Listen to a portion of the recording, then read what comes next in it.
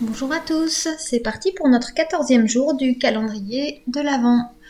Nous allons travailler le verso de la page d'hier. Donc pour ça, je prends une photo de 12,2 cm de haut par 11,2 cm de large.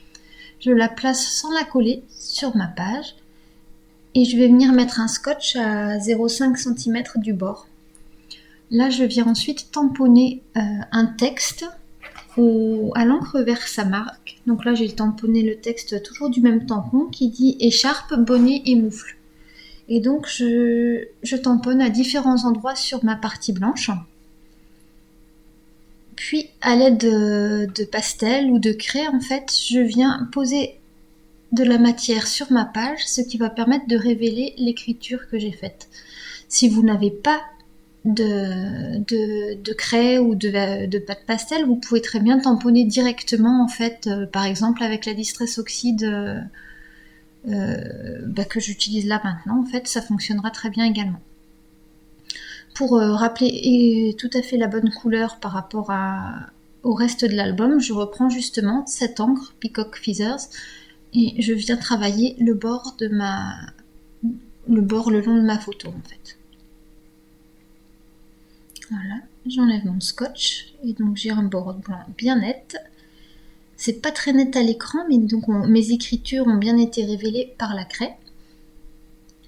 Je récupère maintenant ma photo et je vais placer des mousses 3D donc tout en haut, sur toute la longueur en haut et sur toute la longueur en bas. Ce qui va me permettre donc par la suite de surélever ma photo afin de glisser une autre photo en dessous. Donc ça va venir comme ça et je vais glisser une photo par la droite sous celle-ci. Alors je prends ensuite un carré dans le papier noir qui fait 10,5 cm de côté et j'ai découpé deux photos à 9,5 cm de côté. Donc elles viendront chacune habiller un côté du carré. Je vais ensuite placer mon petit carré donc, de papier que vous retrouverez dans votre kit de façon centrée en hauteur sur ma page. Donc je place mon équerre. J'ai tourné mon travail, mais en fait, peu importe, de toute façon, c'est un carré. Donc mon équerre est placé à 1,5 cm du bord. Et le carré vient se placer à 3,5 cm, donc à gauche et à droite, ou en haut et en bas, en fonction du sens dans lequel vous travaillez, pour qu'il soit centré en hauteur. Donc je me cale contre l'équerre pour venir placer mon carré. Et puis j'en colle à l'arrière pour venir placer un second carré. Et comme ça, j'ai quelque chose de joli au recto et au verso. Il ne me reste plus qu'à placer mes photos par-dessus.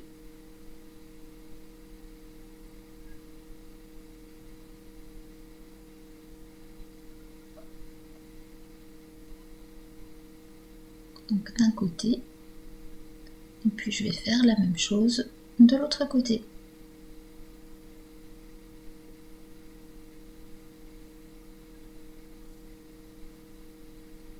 Donc cette partie va venir se glisser sous la photo.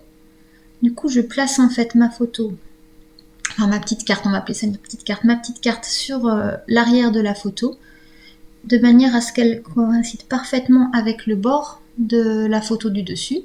Et du coup, je place de la mousse 3D au fond qui va venir faire buter pour que ma photo rentre juste ce qu'il faut. Alors ensuite, on n'a plus qu'à enlever toutes les petites protections de nos mousses 3D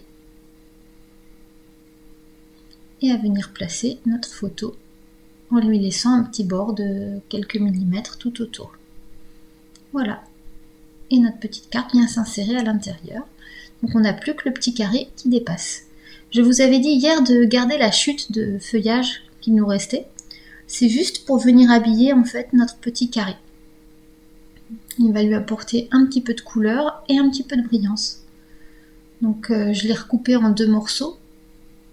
Vous faites comme bon vous semble. Hein. Et je viens juste le fixer avec un petit peu de colle.